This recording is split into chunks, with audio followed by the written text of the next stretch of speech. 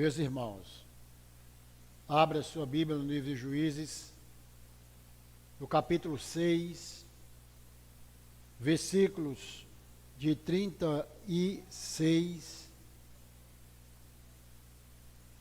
e a gente vai prosseguir o capítulo 7, de 1 a 8. A partir do capítulo 6, versículo 36, e seguiremos do capítulo 7, de 1 a 8.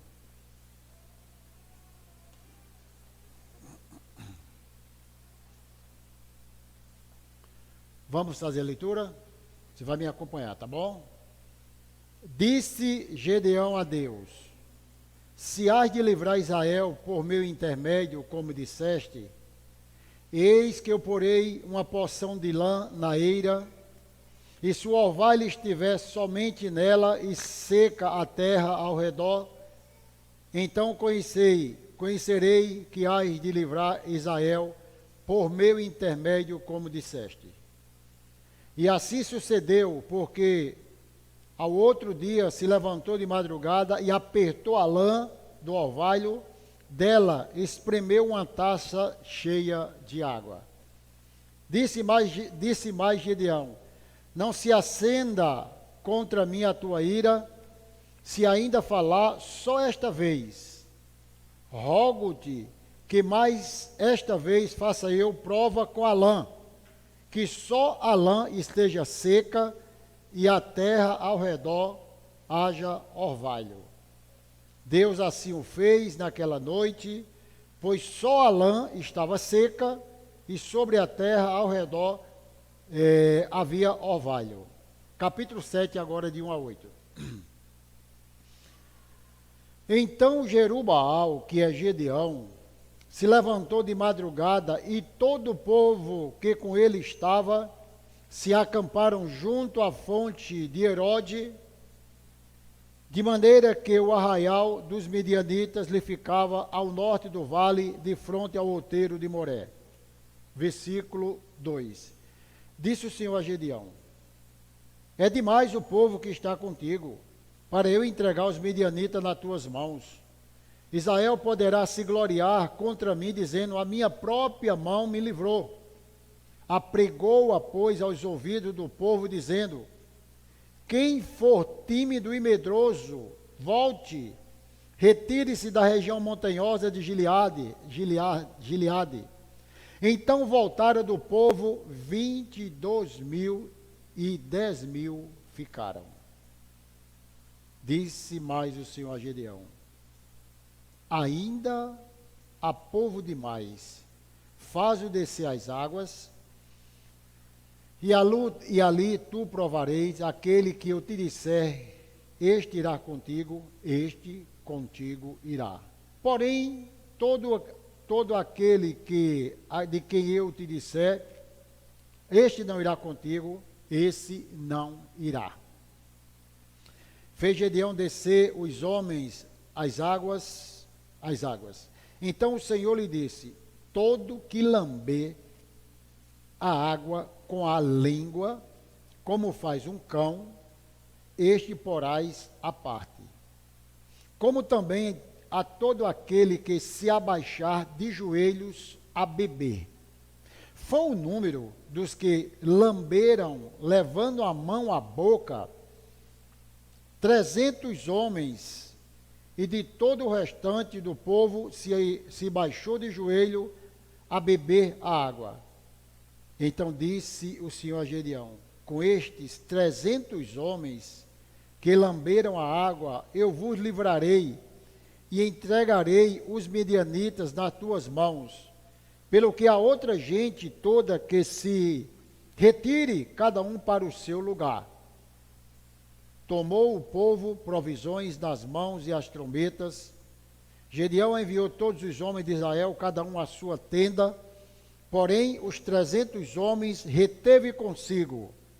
Estava o arraial dos midianitas abaixo dele no vale. Somente até aí. Soberano Deus e amado Pai, graças te damos pela tua palavra que acabamos de ler. Louvamos o teu nome, Senhor, porque a tua palavra ela não volta vazia. Que o Espírito Santo ilumine o nosso coração, ilumine a nossa mente e fale, Deus, com profundidade ao coração do teu povo nesta noite, Pai. Em nome de Jesus. Amém. Gedeão é aquele homem que eu já preguei 3 mensagens do capítulo 6, que sofrera com a sua nação uma profunda opressão de 7 anos. Por causa da desobediência, claro, esses homens passaram agora a depender totalmente dos midianitas. Era uma opressão que eles não tinham prazer de plantar, eles não tinham prazer de construir. Aliás, eles se escondiam, eles se afastavam, porque eles não tinham como administrar o que era seu, em detrimento da força dos inimigos. E durante esse tempo, 7 anos, o povo sofreu e pediu que Deus tivesse clemência, né? Clamaram a Deus, e Deus, primeiramente, foi ao povo, disse que iria livrar aquele povo, mas que havia algo de errado, é que o povo tinha virado as costas para o Senhor. Chama-se aí o descumprimento da promessa que estava em jogo, e o povo desobedecera a promessa de Deus.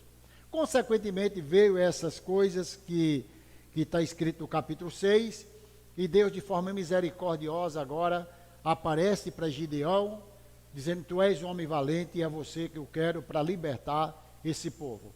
Era uma batalha desigual, uma batalha que não tem fundamento humanamente falando, se tratando de mais de 115 mil homens, e agora com um pequeno exército reduzido de Israel, para lidar com esse povo. E o que acontece é que no capítulo 6, o Senhor confirma que Gedeão vai lutar. E o que acontece? Eles se prepararam para a batalha. Deus já tinha falado no capítulo 6, né, dos versículos 14 em diante, de que ele iria lutar. Eu sou contigo, homem valente. E disse mais, você vai vencer os inimigos como se fosse um só homem. Perceba, no versículo 16 do capítulo 6, aonde eles estavam opressos, não tinha força, agora Deus mostra que ele agora tem força. A diferença, eu falei para vocês e repito, é porque quando o povo estava em desobediência, eles estavam sendo derrotados. Quando o povo está em obediência, Deus está confirmando a vitória. Então, se você me obedecer, você vai derrotar como se fosse um só homem, diferentemente do que eles vinham passando, do que eles vinham vivendo. E quando chega aqui nesse versículo de 36 em diante, agora Gedeão se prepara, o exército já está todo pronto para batalhar, Deus já tinha confirmado no coração dele, e ele agora vai fazer algo que é diferente do normal, do cotidiano e da vida do cristão. Pedir prova a Deus. Ele pede uma prova a Deus, e é claro que ele estava com medo, certamente ele estava com medo, e ele faz uma prova com Deus. Quando ele já estava pertinho já de avançar o acampamento, ele já estava com o seu exército pronto, 32 mil homens. Escute isso aqui, 32 mil soldados prontos, Madalena, para lutar. E agora Gedeão, ele vai pedir um sinal a Deus. É a prova da lã. Por que ele pede sinal, presbítero Rony? Eles vão eu quero fazer um sinal com o Senhor. É que eu vou colocar uma lã aqui no eirado e vou dormir durante a noite. Eu quero que o orvalho, a chuva, molhe essa lã e não molhe o chão. Se o Senhor fizer isso, é a prova que eu sou a pessoa indicada para lutar, para libertar Israel. Deus já tinha falado, Deus já tinha confirmado, e Gedeão continuava a querer provas de Deus. E no outro dia, quando ele acorda, ele pega a lã, ele espreme, e ali sai uma taça cheia de água. Ele não se conformou, ele se alegrou, porque viu que era Deus confirmando, disse, eu quero te pedir mais uma vez a prova da lã, agora da maneira contrária. É que eu vou dormir, vou colocar a lã, quando eu acordar, eu quero que a lã esteja enxuta e todo o chão molhado. E Deus assim o fez. Quando ele acordou, ele agora, ele olha aquela terra e estava a terra molhada e a lã enxuta. Aonde eu quero chegar nessa primeira parte da introdução do meu sermão? É que, particularmente, não há nenhuma necessidade de se pedir prova a Deus. Mas, pastor, Deus atendeu ao pedido de Gedeão. Sim, Deus atendeu à vontade daquele homem, mas que isso não é uma regra. Nós não temos que pedir provas a Deus de que Deus está presente na nossa vida. Está escrito. Nós não temos que pedir prova a Deus para entender que Ele vai dar vitória. É muito comum as pessoas fazerem assim. Eu quero uma prova, Deus. Se eu sair amanhã e estiver chovendo, talvez seja um sinal de Deus. Ou quando eu for resolver os problemas, alguém me telefonar, talvez seja uma prova de Deus. Essas coisas não mudam a determinação de Deus, o que Ele tem para fazer. Eu digo para vocês, e eu acho que é pertinente, de que mesmo sabendo que Deus, Ele fez, não é a vontade de Gedeão, mas não é uma regra se pedir prova a Deus. Porque nós não precisamos de nenhuma prova hoje para saber que Deus age. Primeiro, para saber que Deus é criador. Segundo, para saber que Deus é sustentador. E terceiro, saber que Deus é aquele que governa todas as coisas. Eu não tenho que pedir prova de nada, apenas entender que é uma doutrina bíblica da providência de Deus, que Ele domina sobre todas as coisas. E aqui Gedeão, ele faz exatamente diferente, ele pede essa prova a Deus, e ele quer, talvez até, ter uma confirmação. Paulo, escrevendo aos Romanos, diz assim: quem és tu, homem, para discutir com Deus? Porventura pode o objeto perguntar a quem o fez: por que me fizeste assim? Ou tem o olheiro direito sobre a massa para do mesmo barro fazer um vaso de honra e outro de desonra? Quem somos nós para dizer a Deus as condições que Ele deve nos preencher, especialmente quando nós estamos falando com Deus? Nós não temos que determinar meios de fazer algo, de impor a Deus o que nós queremos. Se existe algo muito importante na vida minha e sua, chama-se obediência, obedecer ao que Deus já deixou em sua palavra. É como diz Augusto Nicodemo, nós não decretamos a palavra, mas obedecemos os decretos de Deus em sua palavra. O que Ele decretou é o que eu tenho que obedecer, é o que eu tenho que seguir. Eu não posso decretar porque eu não sei o que pode acontecer, nem muito menos como Deus vai trabalhar. E nesse contexto aqui, Gedeão pede essa prova a Deus. É um tipo de prova que alguns estudiosos dizem que é uma demonstração de incredulidade, ou talvez de orgulho, outros dizem que é medo, que é confirmação, mas enfim, nós não podemos tratar as coisas de Deus de maneira irresponsável e dizer, eu vou fazer se Deus fizer isso, não é? Parece uma troca, parece algo que não tem como a gente trabalhar. Quando ele parte quando ele já tem a confirmação, aí ele agora vai para o acampamento, ele agora chama os seus 32 mil homens para que vá lutar contra o exército. Imagine aí, 7 anos já de opressão, ele agora se prepara com o seu exército, ele tem a prova de Deus, a confirmação de Deus, e quando ele chega na frente do exército, no capítulo 7, versículo 1, então Jerubaal, que é Gedeão, se levantou de madrugada, e ele agora vai para a batalha, ele vai agora fazer o que Deus mandar, o que Deus confirmar do seu coração, e ele se levanta, Lupinha, para fazer agora a vontade de Deus de madrugada. E todo o povo que com ele estava se acamparam à fonte de Arode. Perceba, eu vou dizer o significado desse nome. De maneira que o arraial dos medianitas ficava ao norte do vale, de fronte do outeiro de Moré. Esse nome Jerubaal foi o nome que ele ganhou quando ele foi na casa do seu pai. A primeira batalha dele, lembra que eu preguei a semana retrasada, foi enfrentar a sua própria família os altares de Baal dentro da sua casa, que ele foi instrumento de Deus para derrubar, para destruir e chamar toda a família para uma adoração genuína, adoração a Deus. Ele recebe esse nome por Jerubbaal, que é uma transição do que ele era, do que ele vinha, para onde ele foi e o que ele estava fazendo. Essa expressão, a fonte de Herode, o nome Herode, é uma palavra hebraica que quer dizer tremer, estar aterrorizado, relacionado ao adjetivo tremido. E é exatamente o que Gedeão estava tremendo mesmo para enfrentar aquele exército. Agora, vamos ver como esse homem se comportou. Primeiro ele pede a prova, Deus dá a confirmação, ele prepara o seu exército, e quem sabe agora ele já estava prontinho, Betinho, para começar uma grande batalha, com o seu exército todo pronto, 32 mil homens, todos preparados, um acampamento, tudo certinho, e agora Deus vai contrariar a vontade daquele homem. Escute isso aqui, Deus vai contrariar a vontade daquele homem, os planos daquele homem, todo o projeto daquele homem, ele é contrariado por Deus, porque na cabeça de Gedeão era a maneira que ele queria lutar contra os midianitas. E o texto diz que o Senhor diz a Gedeão, Gedeão, vem cá, está tudo pronto, tá. Agora é demais o povo, é muita gente que está contigo para eu entregar os midianitas nas tuas mãos.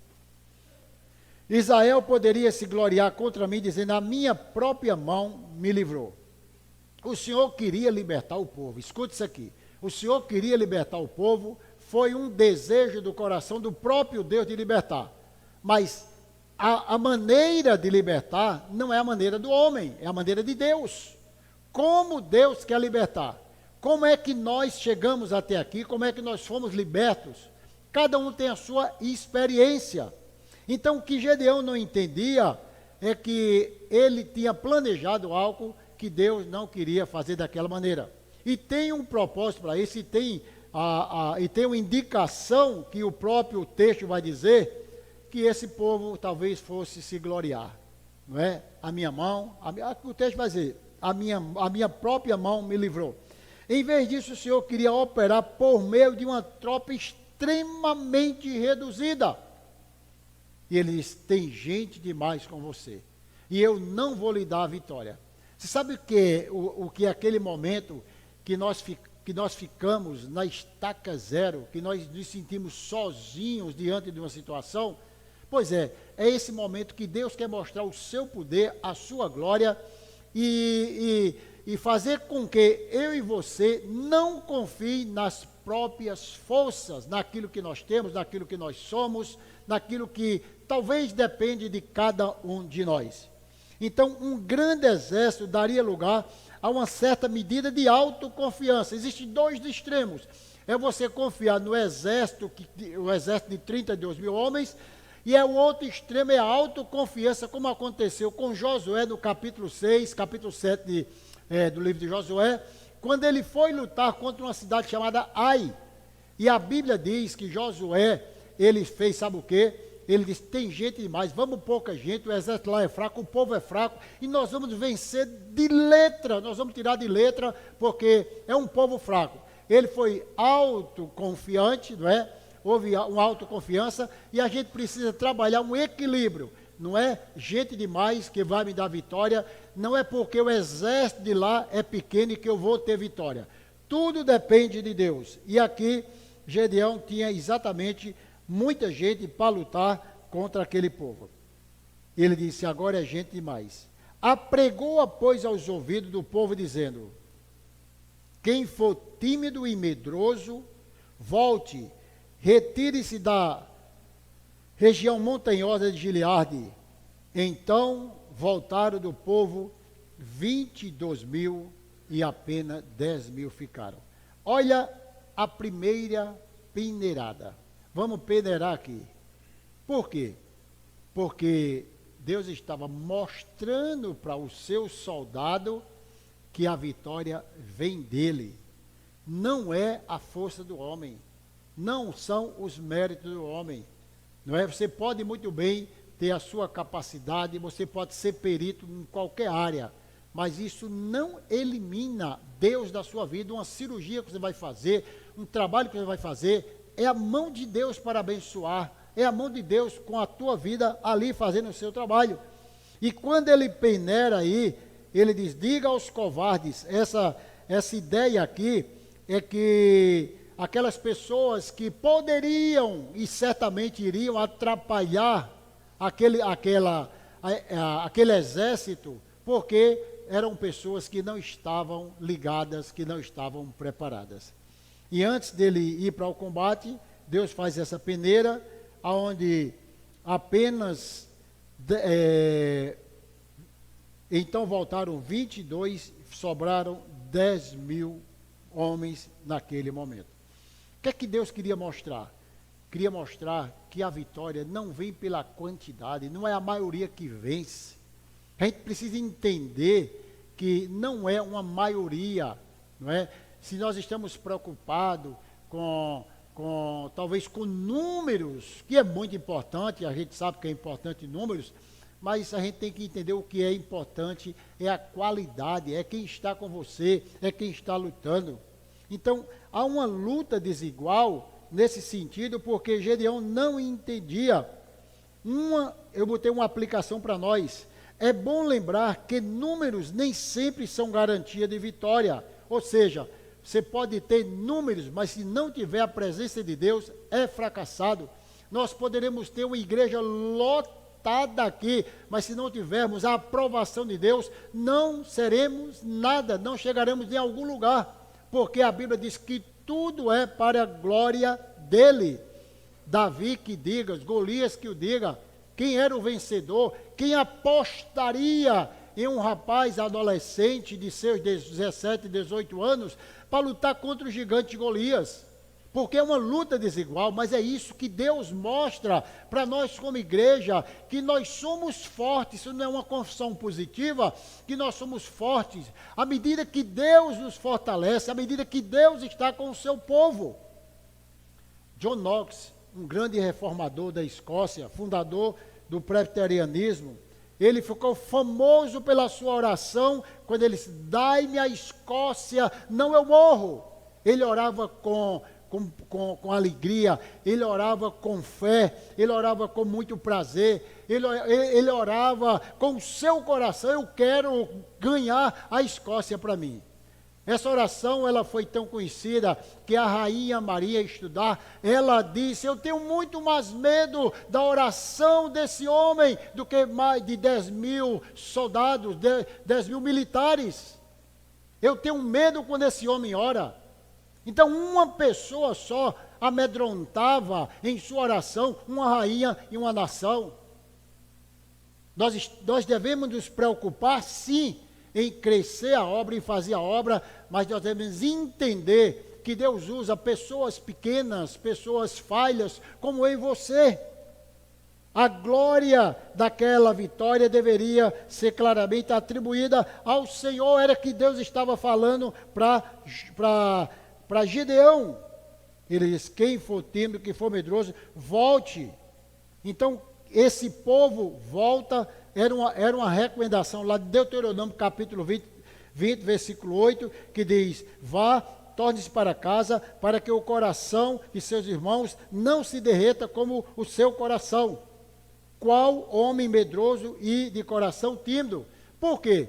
Ele estava dentro de um texto do Velho Testamento, que estava mostrando que essas pessoas que iriam, ia exatamente, talvez, atrapalhar. Eu não sei se vocês percebem que quando tem muita gente, parece que atrapalha.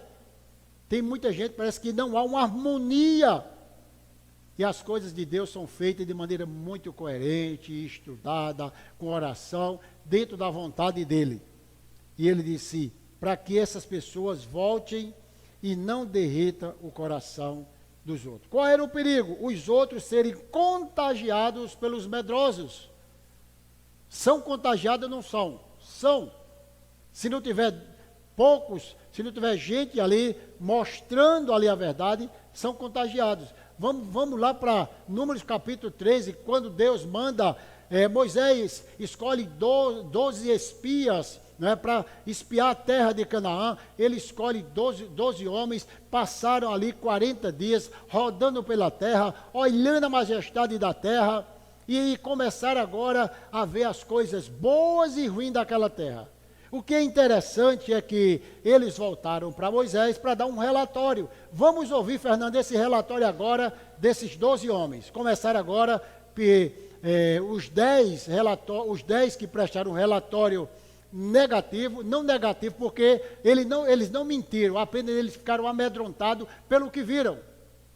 E os 10 homens, eles disseram, olha, a terra é grande, a terra mana leite e mel, a terra é isso, mas nós somos feitos gafanhotos, lá tem gigante, lá tem gente grande, nós não podemos vencer, sobressair nessa terra, essa terra devora os seus moradores. Josué e Calebe, decora esse nome, 2 homens de fé. Disse, epa, peraí, não é assim não, lá tem gigante, lá tem tudo que é contrário àquilo que nós queremos. Agora, se Deus quiser, o Senhor vai entregar essa terra em nossas mãos. Amém? O que a gente vai aprender com isso? É que o relatório dos 10 tentou influenciar todos.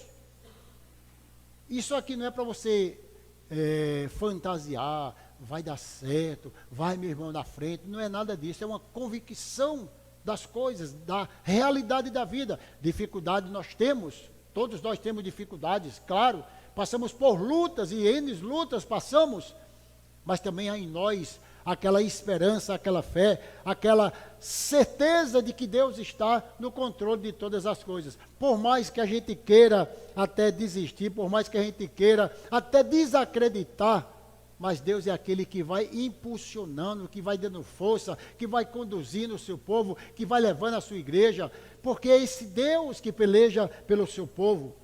E naquele relatório, os homens disseram, não dá certo. Então, eles tendem a influenciar. E muitos cristãos, escute isso aqui, muitos cristãos são influenciados pelo negativismo. Pessoas que só veem coisas negativas. Existe uma diferença, você vê uma realidade e você vê uma possibilidade. Você vê uma realidade, mas você tem que enxergar dentro da realidade uma possibilidade. Tem gente que se apega a uma realidade, que seja ela negativa, não é? E já tira uma conclusão. Vai dar tudo errado, porque o caminho é esse, mas não consegue ver uma possibilidade. Isso é muito sadio, é salutar para nós. Nós enfrentamos lutas, nós enfrentamos dificuldades, nós passamos por muitas adversidades no reino de Deus. Essa igreja, a igreja na face da terra, enfrenta muitas lutas, mas o que nós entendemos é que é uma possibilidade de vitória, de caminhar, de estarmos à frente, porque é Deus quem guia a mim, a você e a igreja dele aqui na terra. Então esses homens, eles foram extremamente medrosos e ainda tentaram influenciar. Não vamos ser sentimentalista. Ai, vai dar tudo certo. Ai, Deus vai fazer isso. Ele pode fazer. Eu não sei o que é que ele vai fazer. Ele pode fazer muito mais do que aquilo que nós pedimos ou pensamos, conforme o seu poder que opera em nós. Ele pode fazer. Eu não sei se ele vai fazer. Agora, eu creio que ele pode fazer. Aí é outra história. O que aconteceu é que Deus queria mostrar o seu poder na vida de uma nação, dizendo assim, a vitória vem das minhas mãos. Não é você, para você não se gloriar, para você não se gabar. Então, ele faz o primeiro, ele recruta os seus soldados, faz o primeiro escrutínio, e agora separa, que 32 mil homens, agora sobraram apenas 10 mil homens, 22 voltam para casa. Na cabeça de Gedeão, certamente, ele já estava muito tranquilo, já realizado, bom, já tem um bom número aqui, e vamos caminhar agora com essas 10 mil pessoas. Deus olha para ele e diz assim, ainda não está na hora, ainda não é a hora, ainda não é a maneira que eu quero. Por que é que nós brigamos com Deus, quando Deus demora? Por que é que nós ficamos ansiosos quando as coisas não acontecem, porque parece que Deus está preparando o nosso coração, Deus está preparando a sua igreja para algo mais glorioso. Nós somos assim, medrosos, às vezes não entendendo o que Deus quer fazer, e ficamos. E não sabemos qual é o momento que Deus vai estar provando a nossa fé. Mais uma vez, ele diz, olhe, tem gente demais. Flávio, imagina aí, você já está com o exército pronto, já está todo mundo ali para guerrear, eles já estão no vale de Arode ali, ele disse, ainda há povo demais. E agora vamos fazer uma segunda peneira. A segunda peneira é algo que ele é diferente da primeira. A primeira mandou os covardes voltar. Na segunda já foi uma prova diferente.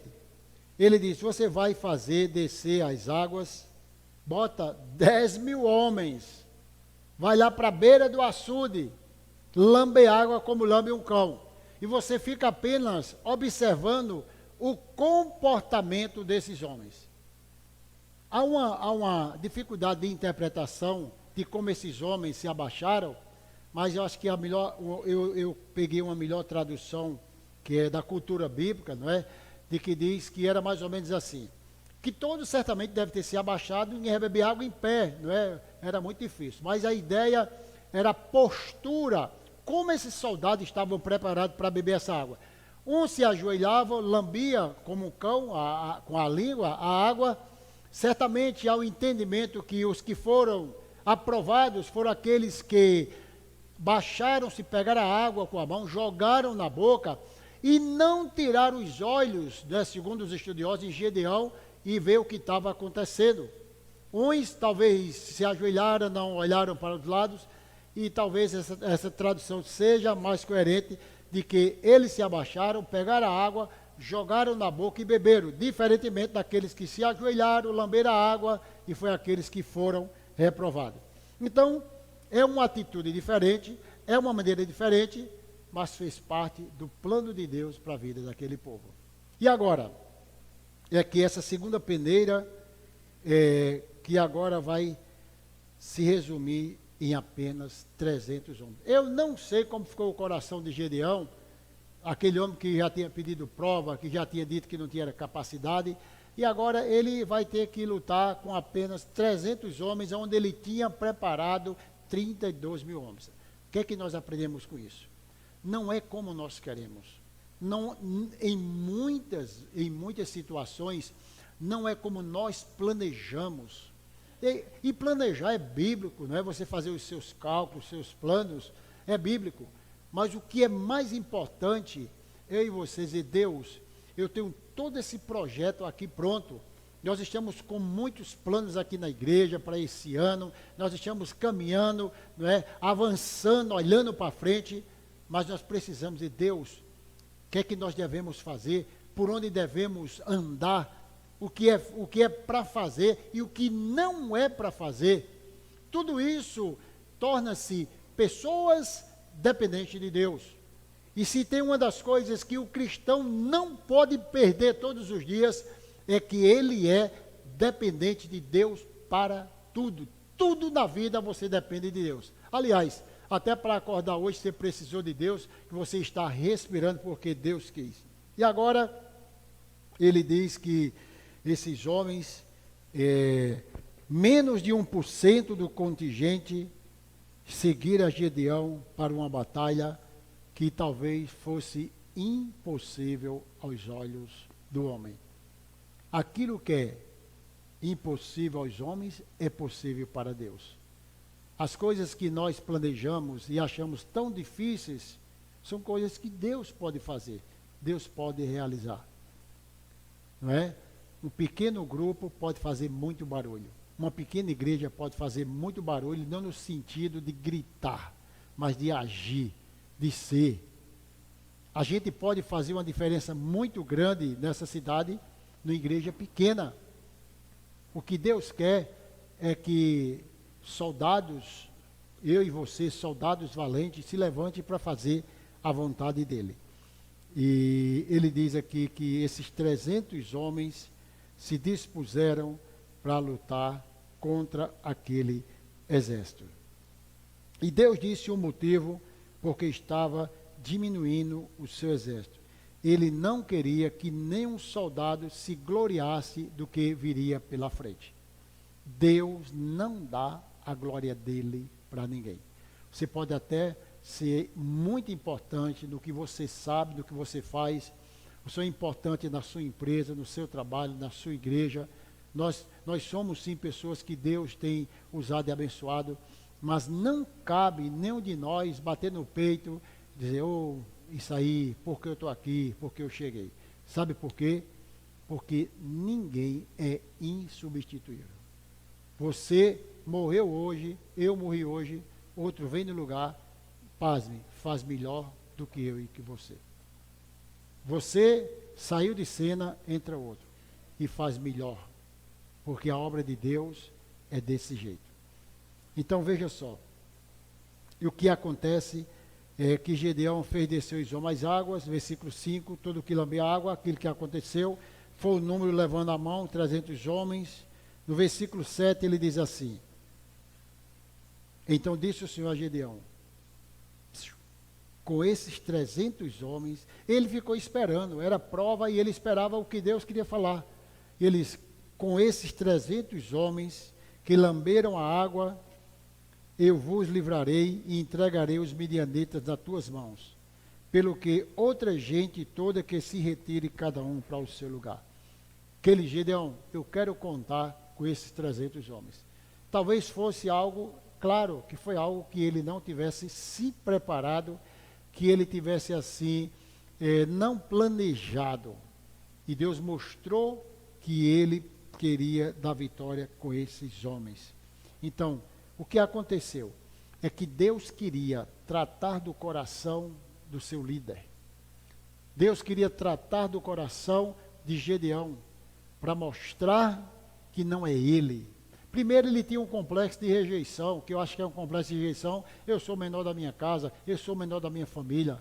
Depois ele agora se coloca fazendo prova com Deus, colocando lá do lado a taça lá cheia de água e pedindo provas a Deus. Terceiro, esse homem agora chega com um grande exército bem preparado. E agora Deus desmancha todos os planos do homem.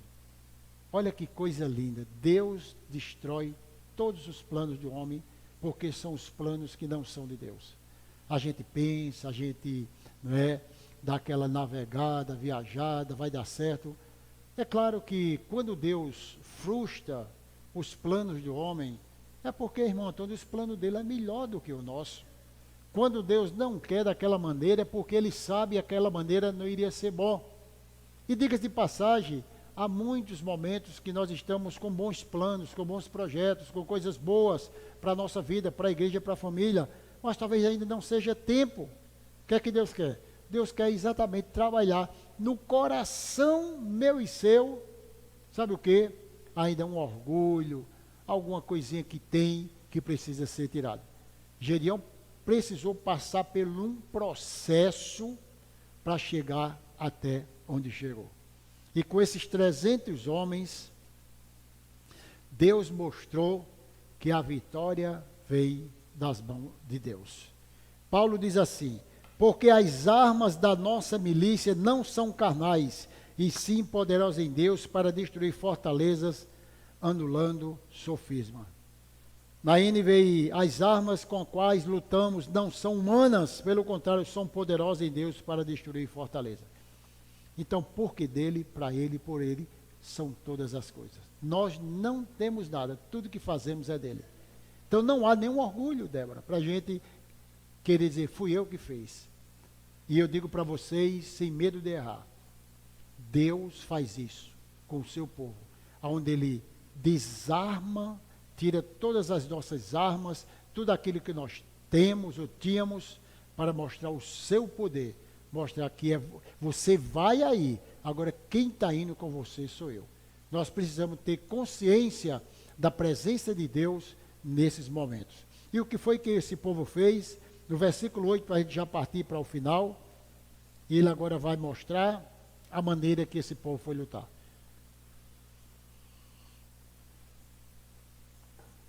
Isso que eu estou falando aqui, escuta aqui, não traz nenhum comodismo, nenhuma irresponsabilidade minha e sua. Ah, vou ficar aqui e Deus vai dar vitória e venha... Não, nós temos que buscar, nós temos que correr atrás, nós temos que bater na porta, nós temos que levar um não, a porta fecha na nossa cara, nós temos que passar todas essas angústias da vida para Deus se revelar em nós, para Deus mostrar que Ele é o que cuida de cada um de nós. E no versículo 8, quando tudo está pronto, manda esse povo lutar. Agora, olha que coisa impressionante. Edson, olha como é que Deus faz. Tomou o povo provisões nas mãos e as trombetas. Gedeão enviou todos os homens de Israel, a cada um a sua tenda. Porém, os 300 homens reteve consigo. Estava o arraial dos Midianitas abaixo dele do vale. Eles tomaram a sua mão a provisão, deixaram a sua bagagem para trás. Cada homem carregou a sua própria provisão. Que provisão era essa? Era a prova de fé. Era o que eles tinham. Gente, não está se tratando aqui de pessoas tão, com as suas armas tão suficientes. Mas aqui, esse texto, alguns pregadores pregam essa mensagem como uma prova de fé, como Deus, Ele honra a nossa fé. Mas porque houve fé, esses homens foram lutar, porque tinham fé. 300 homens que foram reduzidos aí de 31.700, que voltaram para casa para não atrapalhar, esses 300 homens é uma prova de fé que conseguiram. Coloque na sua cabeça, não é a maioria. Nem sempre a maioria é a que vai vencer. E agora, esses homens foram equipados com buzinas em vez de arma de guerra. Como se estivesse indo para um jogo em vez de uma batalha. Isso lembra o quê? Josué. Vamos derrubar as muralhas. Como é que Deus queria dar vitória? Rodeia 7 vezes num dia, rodeia 7 dias, uma vez por dia. No 7º dia rodeia 7 vezes, tocando trombetas, cantando. Mas era algo impossível, como diz certo pregador. Isso seria acho que uma lerdeira, botar o povo para cantar, para tocar trombeta diante de um muro que nem podia transpor. Mas foi a maneira que Deus mostrou o seu poder na vida daquele homem. Isso não é misticismo para você cantar, para você tocar, mas é uma expressão de confiança em Deus. É uma expressão de confiar em Deus nos momentos difíceis da vida, onde nós temos que cantar, que nos alegrar mesmo diante dessas barreiras, dessas coisas que acontecem. E a Bíblia diz que esses homens, eles derrubaram a muralha. Quando eles arrodearam, quando eles marcharam 7 vezes, mas quando eles tocaram, Gedeão disse, o Josué disse, grita, manda o povo gritar. Onde é que eu quero chegar? É que Deus, Ele usa a sua multiforme graça. Muitas formas de Deus agir. Não é? Com um Ele faz de uma maneira, com outro de outra maneira. Com a igreja Ele age de uma maneira, com outra igreja Ele age de outra maneira. O que nós precisamos entender é se nós estamos em obediência à vontade de Deus. É se nós estamos fazendo aquilo que Deus quer, aquilo que Deus realmente quer que eu e você faça. Não se preocupe com quantidade, se preocupe com a sua vida no altar de Deus, porque uma só pessoa ou poucas pessoas pode fazer muito barulho. Pode fazer a diferença no meio de uma sociedade ímpia, de um povo maldoso. Você, no seu trabalho, você pode fazer a diferença. Você, na sua escola, você, na sua faculdade, em qualquer outro lugar, você pode fazer a diferença. Alguém olha para você e vai ver que você é diferente. Que Deus nos abençoe. Que Deus nos ajude a confiar nele, independente do tamanho da dificuldade, independente de quem está conosco. Se tem uma das coisas que você tem que colocar no seu coração, é quando ele diz assim, jamais te abandonarei. Nunca te deixarei, jamais te abandonarei. Confia em Deus e a vitória é certa em nome de Jesus. Inscreva-se em nosso canal. Compartilhe nossos vídeos. Deus os abençoe.